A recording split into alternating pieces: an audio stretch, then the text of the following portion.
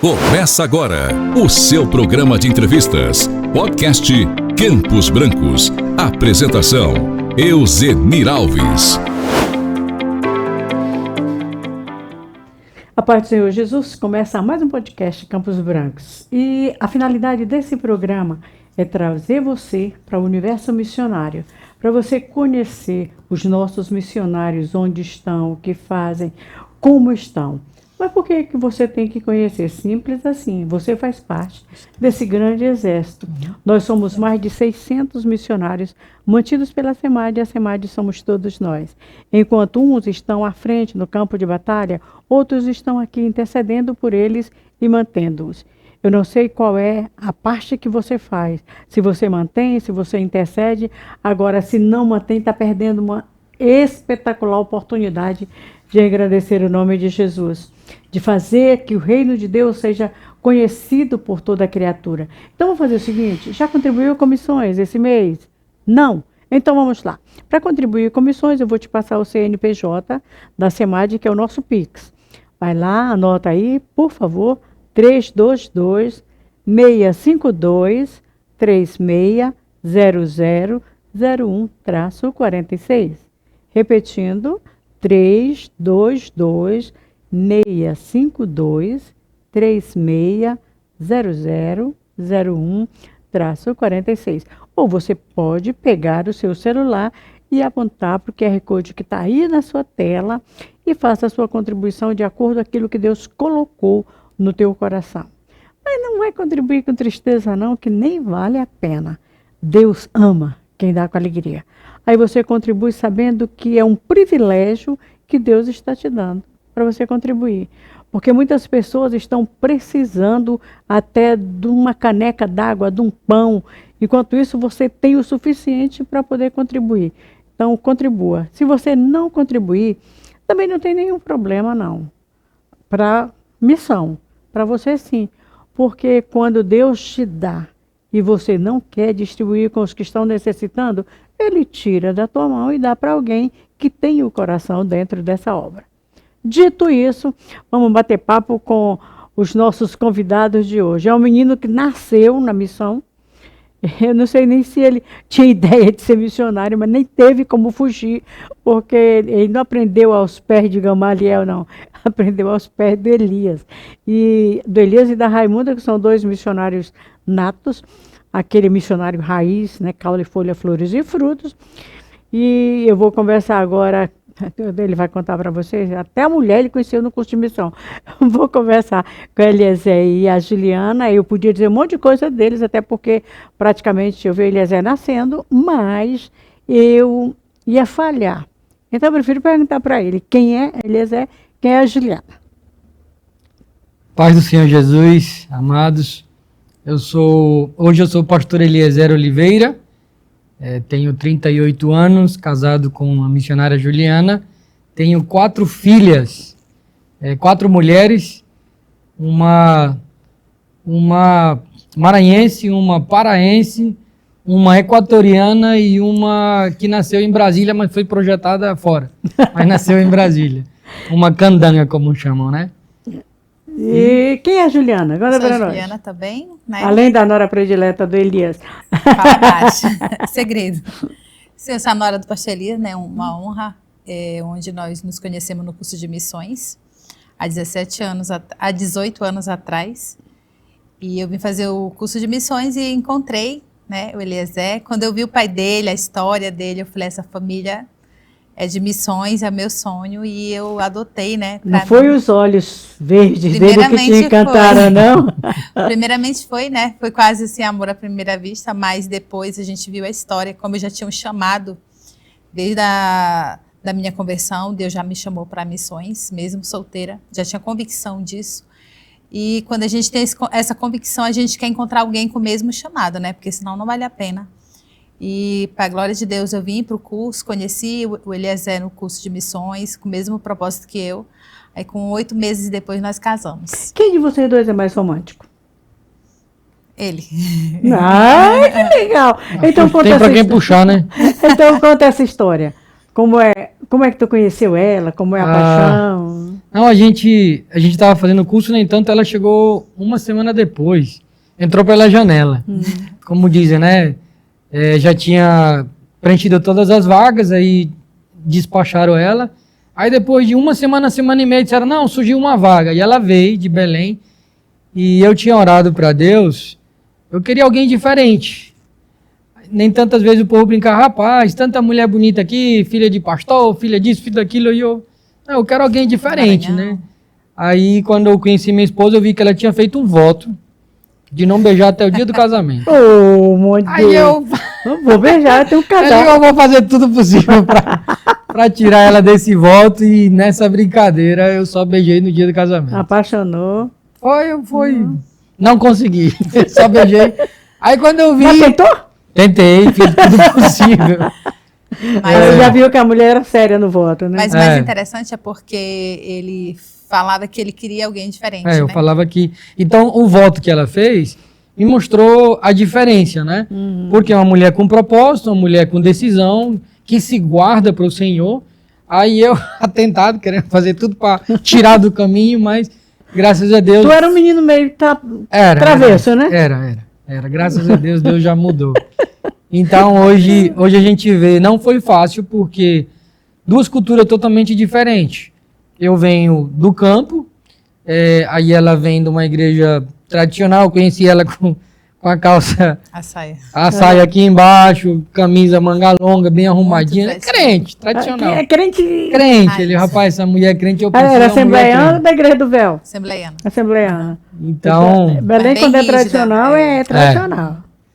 E aí foi difícil no começo a gente se adaptar, mas o que nos fortalecia era o chamado de Deus na nossa vida. Vocês começaram a namorar, ela voltou para casa dela? Voltou. E tu ficou com teu pai aonde? Aqui? Não, o pai estava no Equador, eu estava aqui no Brasil só, aí fiz o curso de missões, e aí depois de 8 meses, naquele intervalo ela voltou para Belém, aí eu só liguei para o pai, pai, vou casar.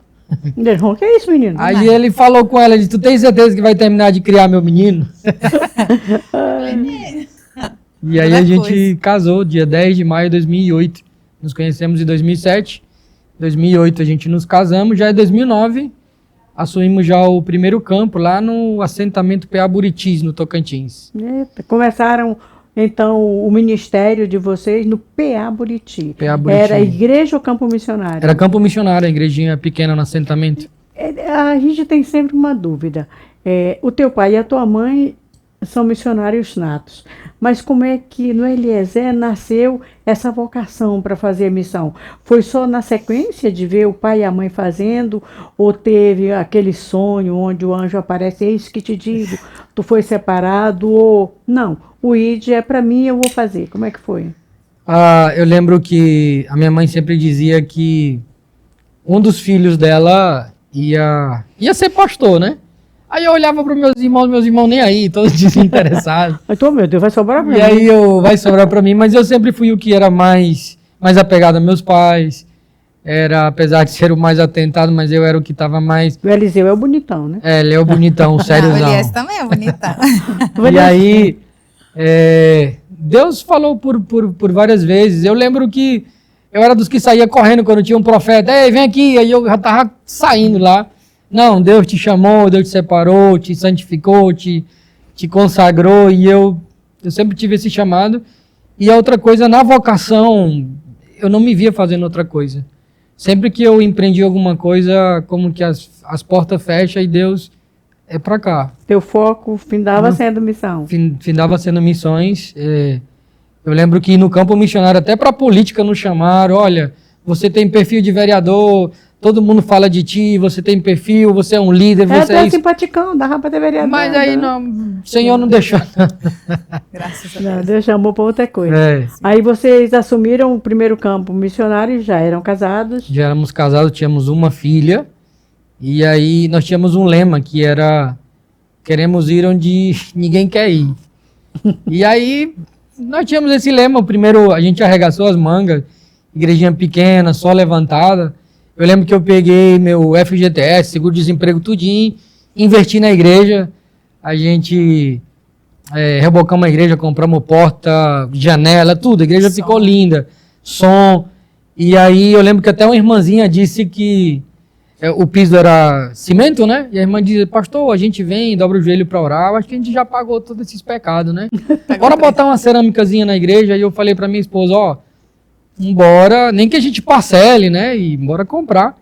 Quando foi na outra semana, o filho dela tinha feito um voto que tinha alguém que estava devendo e se pagasse ele ia trazer muitos anos. Eu sei que o filho dela foi para o culto, eu preguei, foi aquele dia que você está pregando uma benção.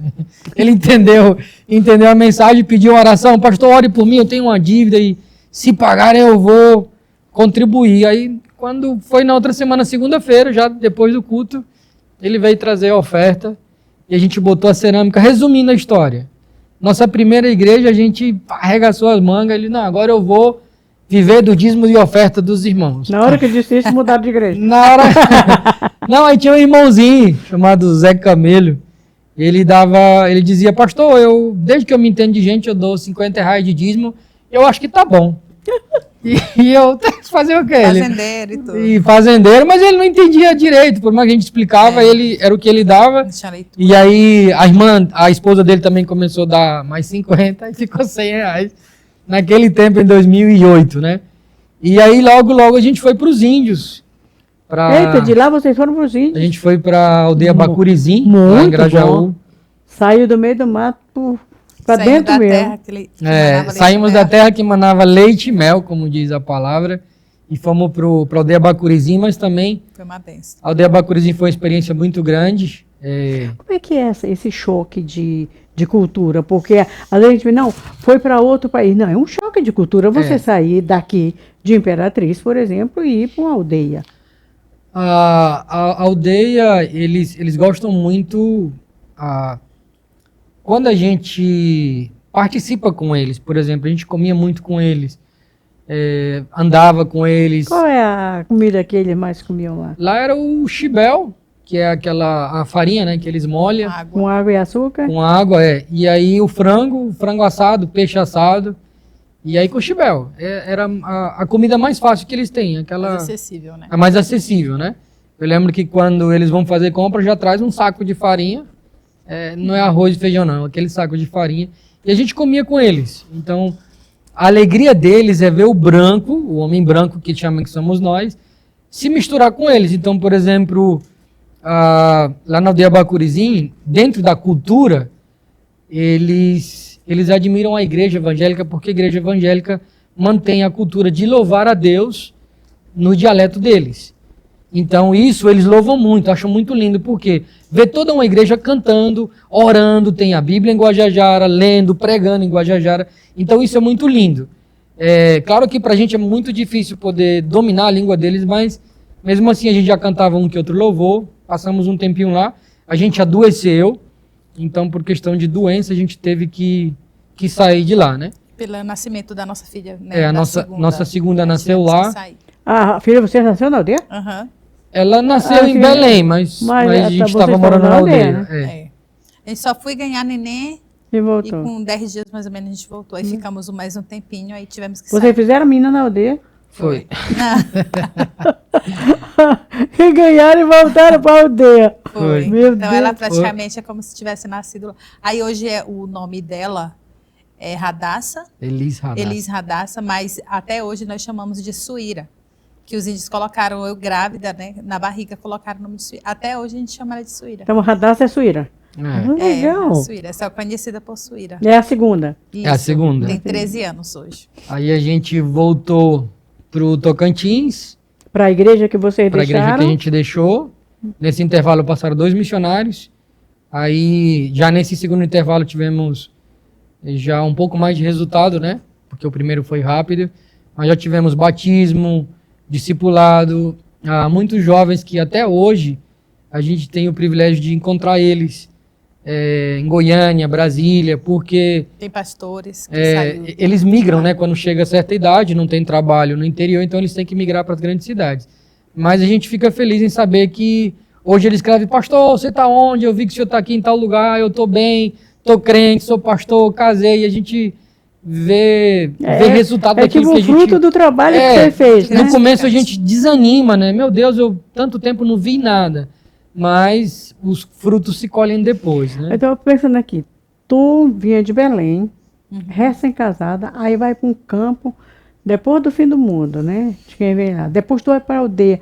Como é que foi essa transição para ti? Assim, olhando para os olhos humanos é bem difícil, né? Meu pai, ele criticava bastante porque, como ele não é cristão, ele não entendia, né? Mas eu entendo essa forma dele ver.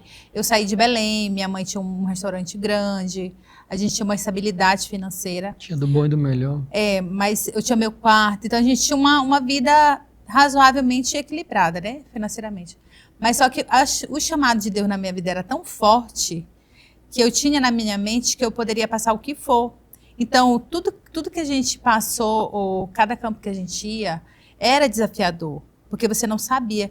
Mas o nosso gozo de estar ali, de estar cumprindo aquele chamado do Senhor era tão grande que aquilo nos fortalecia. Entendeu? Então, quando a gente foi para o nosso primeiro campo, que a gente entrou naquele interior, eu nunca tinha entrado no interior. Eu era menina da cidade, né? Nunca tinha entrado, eu não sabia nem fazer um fogo no fogareiro. Acender o fogareiro. Eu não sabia nada dessas coisas. Eu não sei, não. Então quando a gente chegou lá, quando a gente chegou com o caminhão, na nossa mudança, eu com uma neném de 11 meses, primeira vez naquele lugar ali, eu toda encantada, o caminhão chegou, teve que parar, que tinha uma galinha, e uma cobra enorme que estava comendo a galinha. Meu no Deus meio do da céu. estrada. Eu entrava no Sim. caminhão de volta. Aí a gente olhou um rio, assim, muito grande, um riozinho. Um açude. E a gente, assim, muito feliz. Aí uma vez um amigo meu quase de infância, né, que acompanhou, foi lá visitar a gente e falou, nossa, Juliana, como é que tu mora num lugar desse? Difícil, tu é feliz? Eu falei, eu sou tão feliz, porque aqui não faltava nada, né, do básico. Mas aquela alegria daquelas jovens estar citando Jesus, de estar fazendo para que Deus me chamou. Tinha consciência do teu Já. chamado. Né? Então, para mim, era algo assim... Quando você está embaixo da vontade de Deus, tudo é perfeito, É né? a casa que a gente construiu. E dava assim aquele gozo, né? Aquela alegria. Aí nós construímos uma casa de barro, com as nossas mãos, coberta de palha e tudo. E eu feliz da vida. Para mim tudo era novo, né?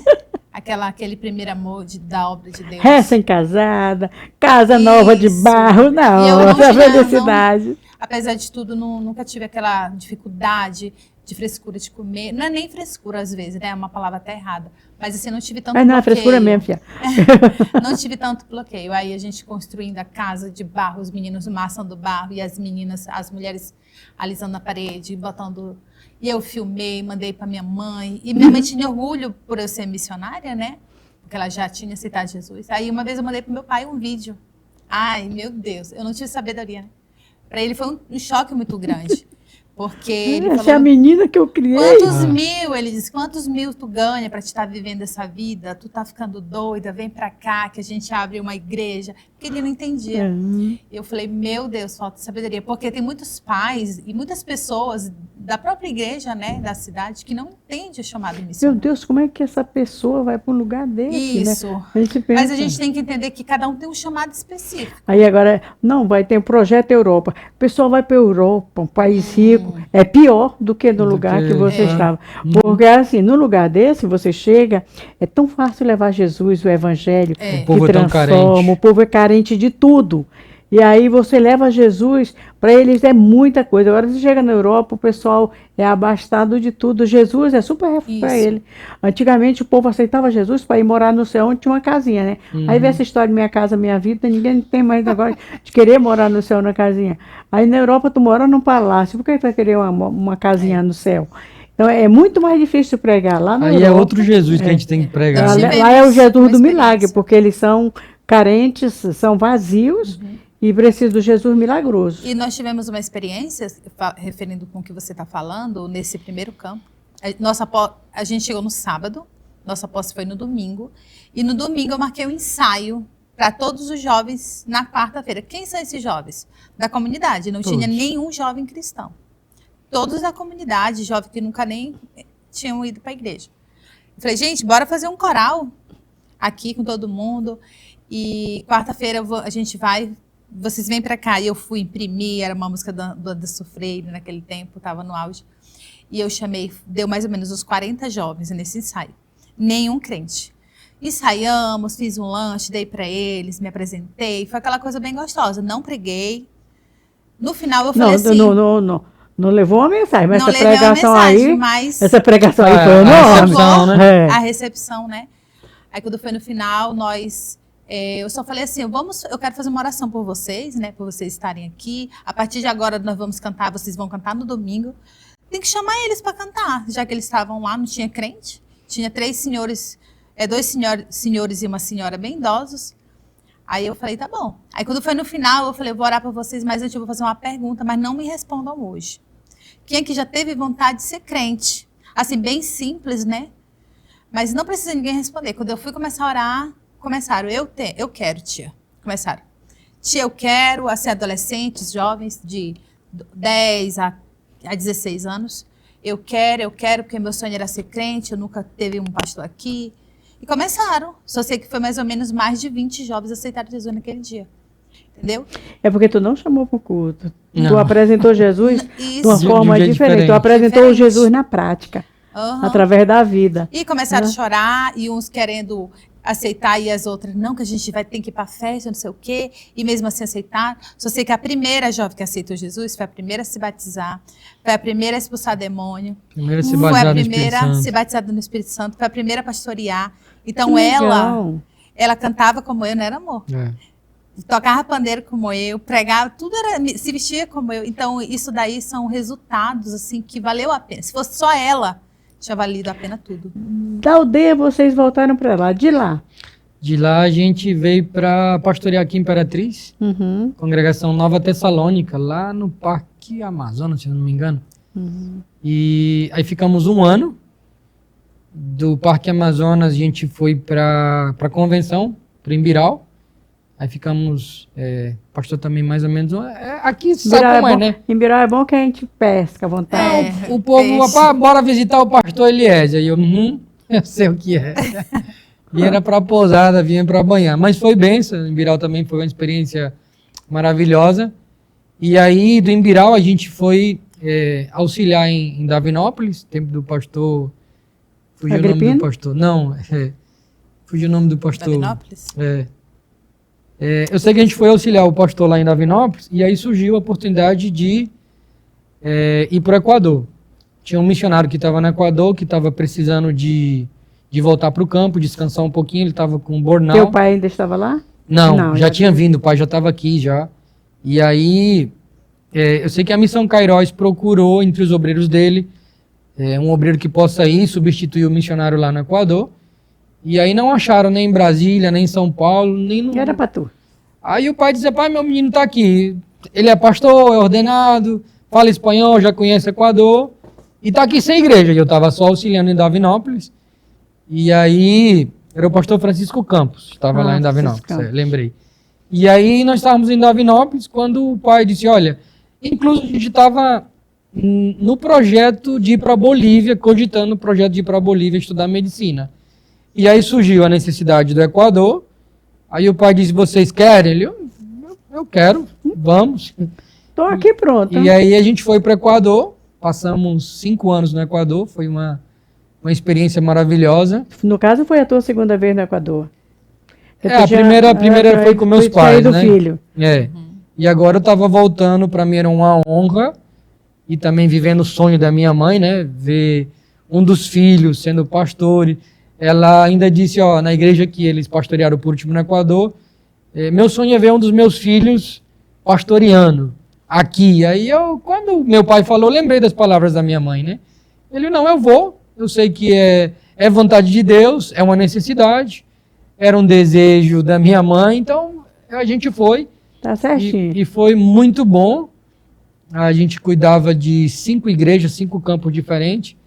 E depois de um ano eu passei a ser o líder da Missão Cairós no Equador. E aí, a faculdade, igreja, missão, estudo, criança, foi uma coisa muito, muito puxada. Aí eu tive um burnout também. A mesma coisa que aconteceu com o missionário, estava acontecendo com a gente também. É muita coisa para a mesma pessoa e a gente não tem estrutura para isso não, filho. É. E é uma das coisas que a gente aprendeu agora, que a gente é de carne e osso. Tem A certa hora que gente a gente vê tem tanta que... coisa para fazer e a gente quer fazer tudo ao mesmo É. tempo. E tem hora que a gente tem que desacelerar, E lá não tem tanto priorizar. sobreiro como aqui, né, para ajudar. É. Então a falta de obreiro também é muito grande. Você tem que ver as coisas E a gente pensa que acontecer. a gente pode suprir essa falta. Mas a Bíblia diz assim, para a gente chamar o dono da seara, para ele mandar trabalhadores. Mandar trabalhadores para a verdade. seara. É ele que manda, a gente não pode não. Durante o período do Equador, vocês vieram para Brasília? Então, depois do Equador, a gente passou 5 anos no Equador e a gente veio para Brasília, ficamos um ano sabático, que eu nem sabia que missionário tinha direito a férias e a Não cuidar. conta não, que eles vão descobrir. Mas foi Eles vão algo, descobrir. foi algo maravilhoso, a gente passou um ano de descanso e um ano de cuidado, muito cuidado. A gente nunca foi cuidado como a gente foi cuidado em Brasília, psicólogo, psiquiatra, pastoreio. Sabe aquele pastoreio Sabe o que eu de tenho campo? raiva? O que eu tenho raiva às vezes é que nós, não é vocês missionários, nós achamos que vocês não precisam disso. Ah, E na realidade, como vocês precisam? O fato de você deixar sua família aqui, seus pais, seus amigos, e ir para um campo não sei aonde, longe de tudo e de todos, quando você volta. Porque quando você vai, a gente faz aquela festa. Aquela festa. Vai, missionário vai levar Jesus. Deus te leva e não traga mais. Aí você vai, a gente esquece que você está lá. Claro, a gente contribui, a gente ora por todos os missionários. Às vezes nunca menciona teu nome especificamente. Aí depois você volta e a gente não dá aquele apoio, não faz aquilo que realmente precisa. Enquanto que a gente está aqui, qualquer coisinha, leva no psicólogo, leva não sei aonde, leva não sei aonde. E o missionário vai e a gente acha que ele é super-homem. Sabe? A gente acha que vocês não precisam disso. Complicado isso. Né? Mas isso tem mudado, né? Tem. Graças a Deus tem mudado bastante, né? Graças a Deus. Aí hoje a gente entendeu o que é o cuidado integral do missionário. Agora, dia 1º, a gente está mandando uma missionária da nossa igreja em Brasília para Cabo Verde. Ela teve aqui no curso de missões da turma passada. Então ela Eu acho foi que eu conversei com ela. a Juliana. Ela fez o curso de missões na Cairóis, fez o curso de missões aqui em Imperatriz e agora vamos para o campo. Então, hoje a gente entende o que é o cuidado missionário. Porque assim, o missionário ele não é tua ovelha na igreja enquanto ela está aqui. Ela é a nossa ovelha hoje como igreja, mas amanhã ela vai para o campo, ela continua sendo nossa ovelha. Ela é missionária lá. Não corta o vínculo, mas continua. A gente continua sendo os pastores dela, então a gente está acompanhando. Pastor, eu estou com medo. Ele, calma, tranquila, vai dar certo, a gente já passou por isso. Então é outro cuidado que a gente está tendo hoje. Calma aí, a gente vai ali, volta já, mas antes deixa eu mostrar para você, até mudei os canequinhos aqui, era o mesmo, agora ó, mudado, é um do He-Man, ou não, Resgate, Resgate Nepal e Paquistão, que linda essa caneca. E essa outra é do Projeto Europa, Impacto Europa, eu faço parte, Alemanha, não sei aonde, Espanha, França, é tanto lugar, moço, o Impacto Europa. Os meninos estão prontos para ir. Eu estou com vontade de chorar, o Gideon já está indo embora. E aí você pode adquirir uma dessas canecas aqui na SEMAD, no bazar da SEMAD, é só R$25. Tem várias canecas, várias estampas. Você escolhe, você pode personalizar.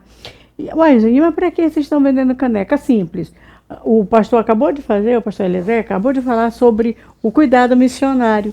Missionário é gente, missionário adoece, e às vezes o missionário adoece lá no campo, aí ele liga, pastor Ramos, eu estou doente, aí precisa de um exame que não dá para esperar, fazer pelo INSS, carimbar, esperar um monte de tempo, tem que fazer imediatamente. É com o dinheiro que a gente consegue, através da venda de caneca, de camiseta, que a gente vai trazer a camiseta desse ano, só semana que vem, para você conhecer o nosso tema desse ano, que é Imperatriz, Celeiro de Missões, mas a gente começa tudo em fevereiro, né? Então, a venda dessas canecas, dessas camisetas, o dinheiro é revestido em prol da saúde do missionário. É uma forma de você contribuir com missão sem ter que entregar dinheiro. Você pode vir aqui no bazar, adquirir uma das peças, você pode trazer peças boas para o bazar, para a gente vender, e o bazar é aberto todo dia. A gente vai ali rapidinho, no comercial, não sai daí não, que a gente volta já com mais histórias do campo missionário. Estamos apresentando o podcast Campos Brancos. Paz do Senhor, fala o pastor Elias Oliveira, já sabe, não? O repórter das missões. Estou aqui com o doutor Bernardo e a sua administradora, aquela mulher que governa o coração dele, Elisete, lá do Ministério Estrela da Manhã, trazendo doação para o treinamento missionário. Olha aqui a bênção de Deus. Quero agradecer ao pastor Joacim, né, que é o presidente do Ministério Estrela da Manhã, e todos os demais pastores que contribuíram, que se mobilizaram, por todos aqueles que foram parte dessas doações lá do Ministério Estrela da Manhã. Pai, mais uma vez, obrigado por estarmos aqui na tua presença. Queremos abençoar todos os irmãos que foram voluntários, todo o ministério, pastor, os demais obreiros que são parte deste projeto. Te louvamos pela vida deles e declaramos a vitória em nome de Jesus. Amém. Juntos somos mais fortes e vamos mais longe. SEMAD, somos todos nós.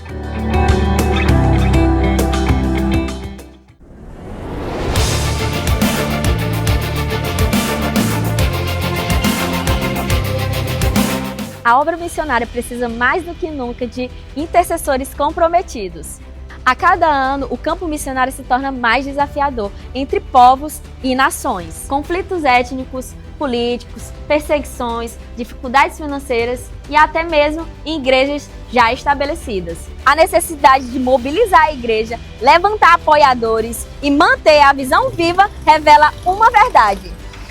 Ore para levantar obreiros vocacionados. Ore para um despertamento geral na igreja por missões. Ore urgente pelas finanças da missão para Deus levantar novos mantenedores. Ore por aqueles que estão no curso de missões se preparando. Estamos em uma grande batalha espiritual. Para a base missionária SEMAD, isso não é teoria, é real e é diário.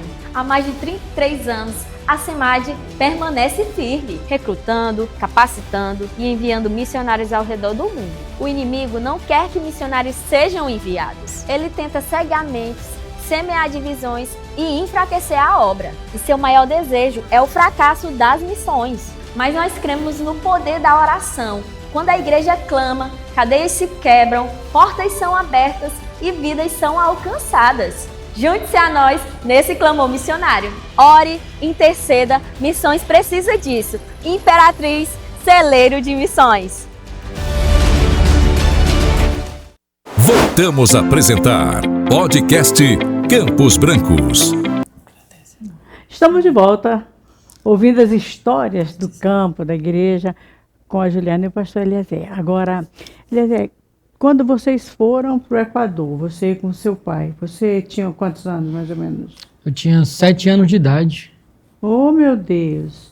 Ficaram lá quantos anos? Eu fiquei dos 7 até os 18 anos. Eita! A vida toda lá. A vida toda lá, é quase equatoriano, né? Foi de 7 aos 18, aí vim... Praticamente você não teve dificuldade, é que você cresceu lá, aprendeu lá.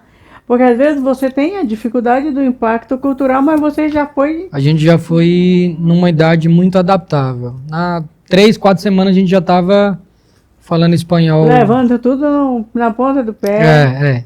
A gente já entrou na escola e aí foi rápido.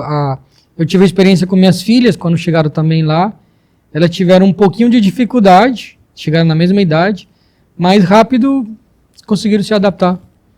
É uma coisa que já acontece naturalmente. Eu acho até que o fato de ser missionário, Deus já abre um pouco mais a mente para você conseguir muito mais rápido, né? Aprender as coisas, porque quando não é dificuldade. Agora, a pergunta para os dois. Durante esse período que vocês estão fazendo missões, são quantos anos mesmo? Boa pergunta. 2008 até agora. 16 anos, né? 16 anos. 16 anos. De obra missionária. Qual foi a maior dificuldade que vocês já acharam?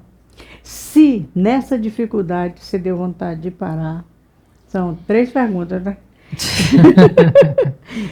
Não pode chorar. E aí, qual a maior alegria? Não precisa dizer o lugar, sabe? Mas qual a maior dificuldade? E nessa hora deu vontade de parar?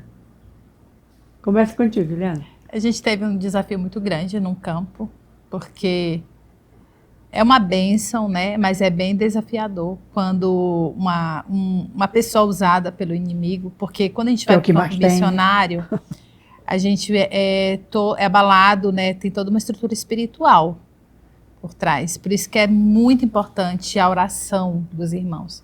Tem gente que contribui, mas a oração, ela é assim, algo mais forte ainda, né? É a cobertura espiritual do missionário, não é isso? Então, até hoje, graças a Deus, tem pessoas que são nossos intercessores, né? Ora por nós, intercede.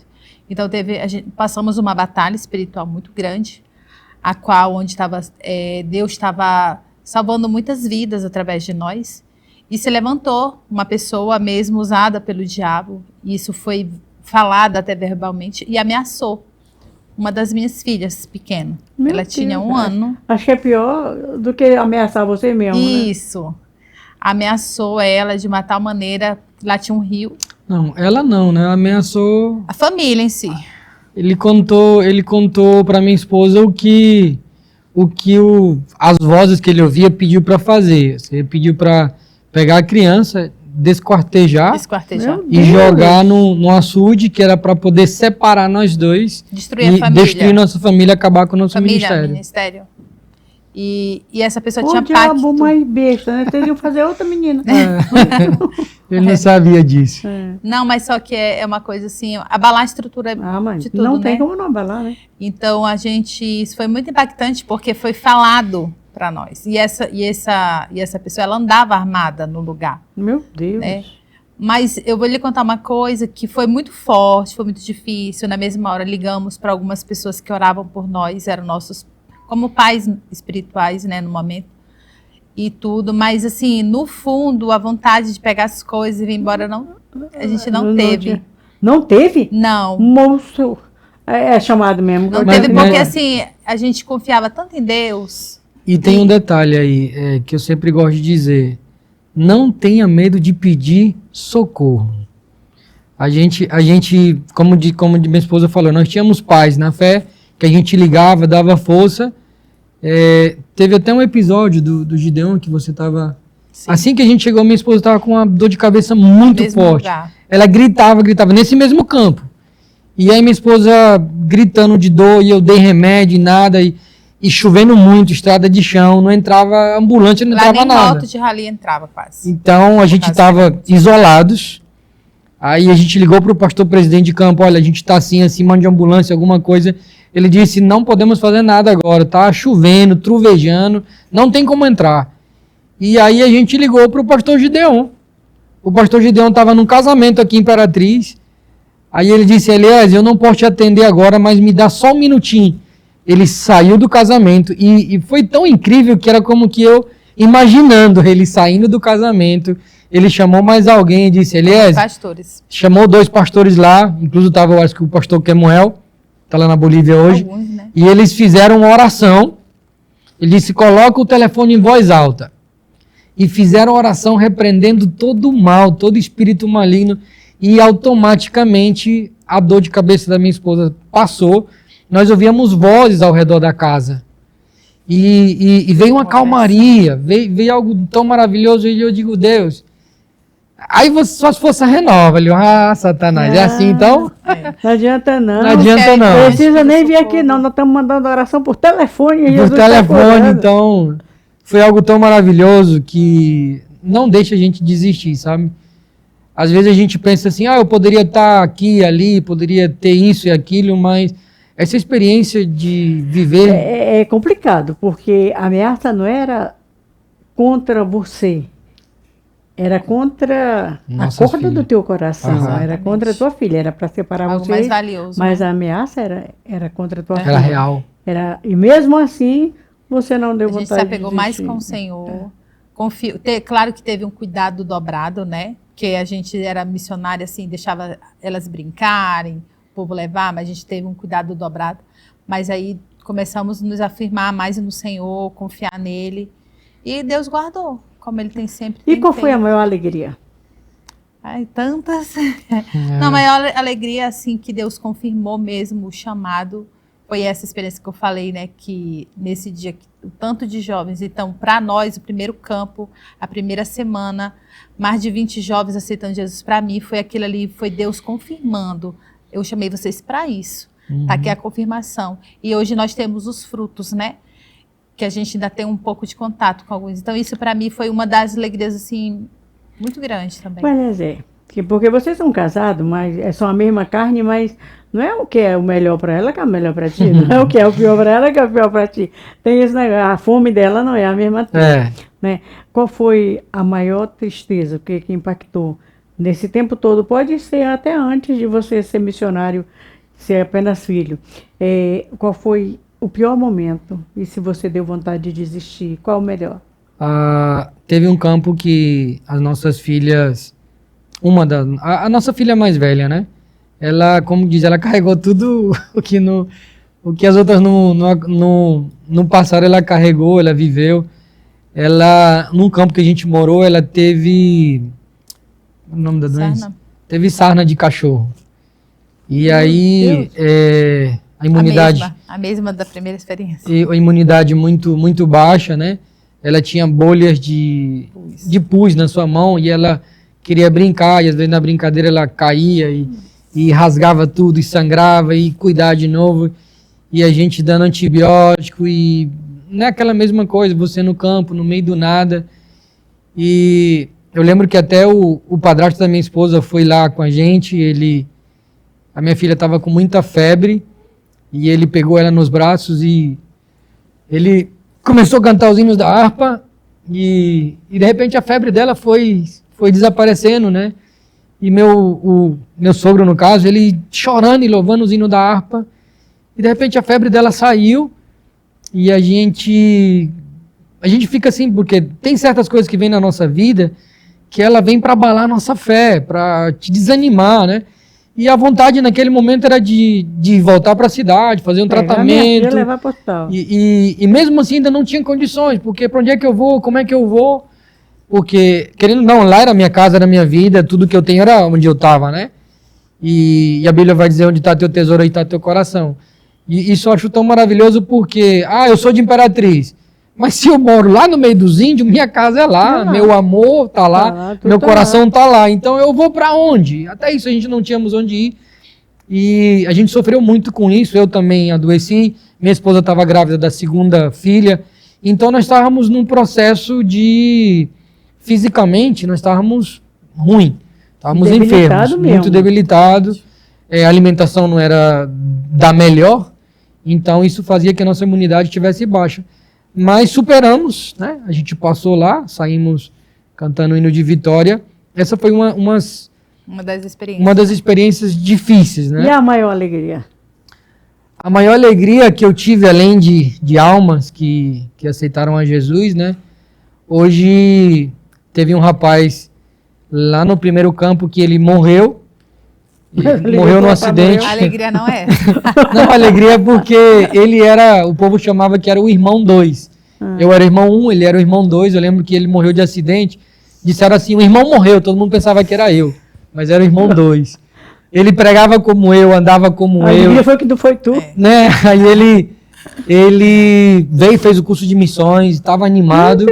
Aí quando ele morreu, num acidente de repente, a mãe dele aceitou Jesus, o pai dele aceitou Jesus, a irmã dele aceitou Jesus. Foi como se estivesse plantada, né? Foi uma coisa assim maravilhosa, e hoje a família dele, a mãe dele nos adotou como filhos. Às vezes a gente está no meio do nada, ela liga: como é que estão meus filhos? Se ele vai lá, ela chora. Se a gente vai lá, ela chora demais. Meu filho, tenho tanta saudade de você. Então a Bíblia vai dizer: aquele que deixar pai e mãe, né? Em meu nome receberá 100 vezes mais. Então nós temos mães espirituais. Então, a alegria de você ver discípulos, né? E Deus ceifou, mas gerou mais. A outra alegria que eu tive foi de batizar a minha filha mais velha no campo missionário, né? Foi algo... Teu pai te batizou? Meu pai me batizou, mas eu queria ser batizado no Oceano Atlântico, lá no Equador. Meu pai me batizou bem aqui na Buritirana, no açude, velho. Só lama verde, tinha que entrar primeiro e tirar aquela lama. E a minha filha também: não, pai, eu quero ser batizado no mar, que a gente fazia os batismos no mar. A gente fez no Rio, lá na cidade mesmo, mas foi algo maravilhoso. Minha filha fez o discipulado, ela disse, pai, eu quero batizar, a gente batizou ela, para mim foi algo, a confirmação, algo maravilhoso. E ela tem um Ela chamado. tem chamado missionário Tem. também. É a que mais sofreu. Tadinha, ela já nasceu com Ela DNA, nasceu. né? Incluso lá em Brasília, chegou uma pastora, chegou para mim, como é que tá o pai da nossa missionária? Aí chega doeu, porque eu não sou mais o missionário, agora ela é a missionária e eu sou o pai Ela dela. está sendo conhecido como pai. Eu já estou sendo conhecido como pai. Ela foi pra viagem, né, amor? Ela pediu agora, ela fez 15 anos, vai fazer 16, eu disse, minha filha, o que você quer?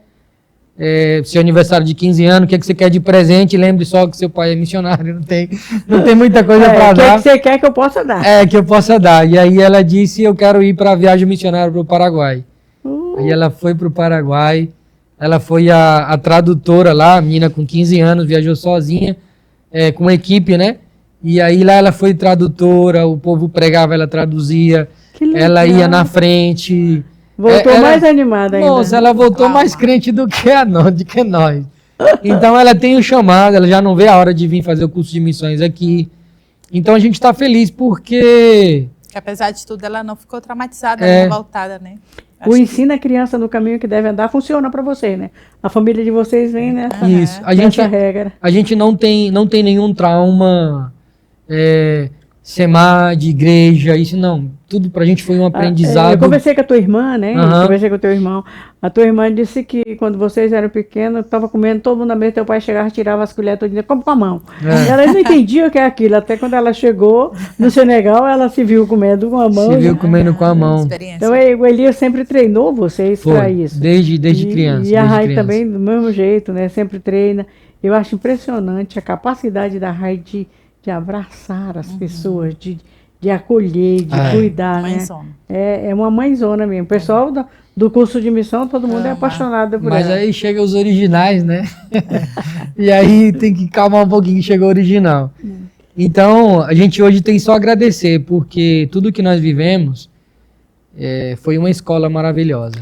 Foi uma escola. Tem uma mãe, uma mulher nova, bonita, que não vê nenhuma vantagem em fazer missão, em ser missionária, em fazer a obra de Deus como pastora, como missionária.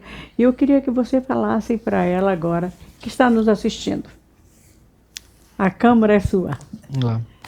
Bom, eu acho que eu sou uma pessoa assim improvável, né? Porque meus pais não eram cristãos, mas eu aceitei Jesus e Deus me chamou.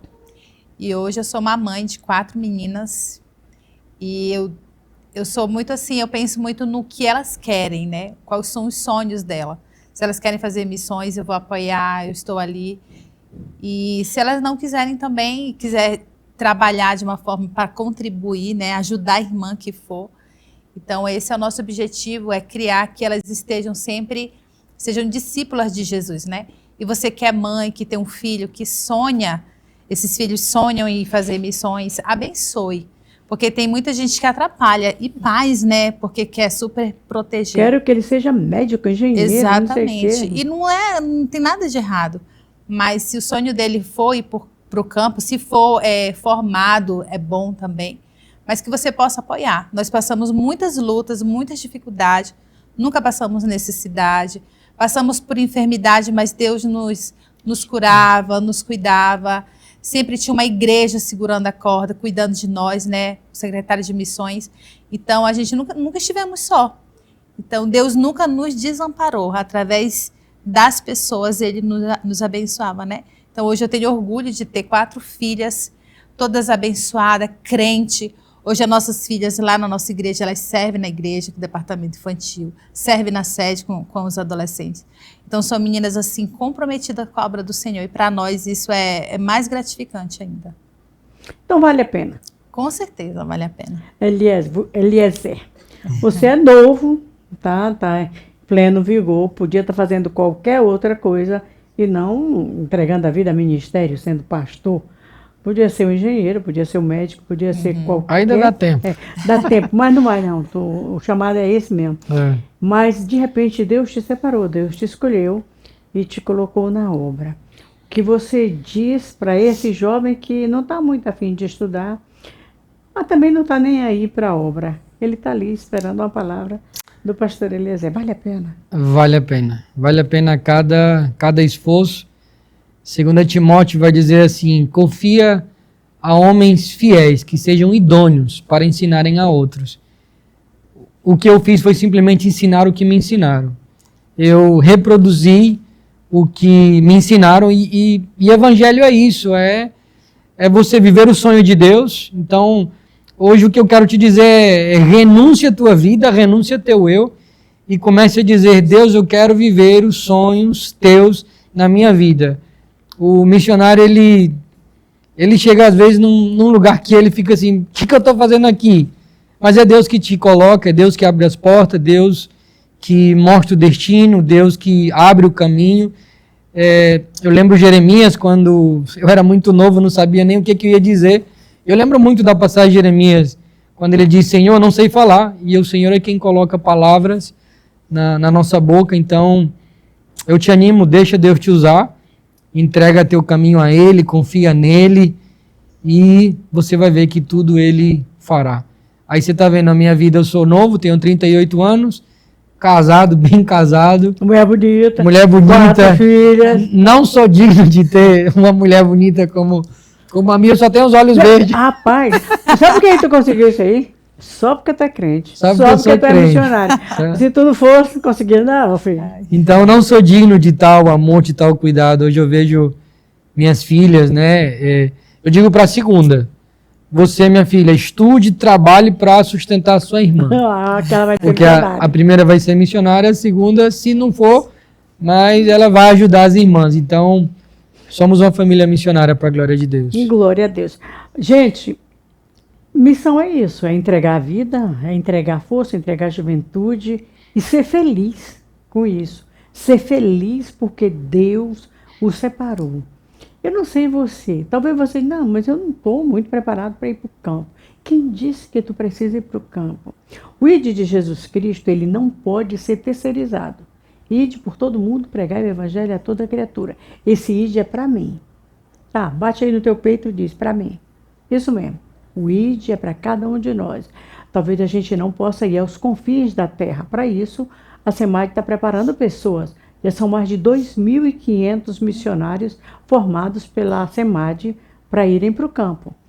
Agora, você pode fazer missões aqui, na tua casa. Não tem um cristão que não tenha um parente que não é crente, um parente que não é desviado. Eu não conheço uma família que não tenha um desviado, ou uma pessoa que nunca aceitou a Jesus.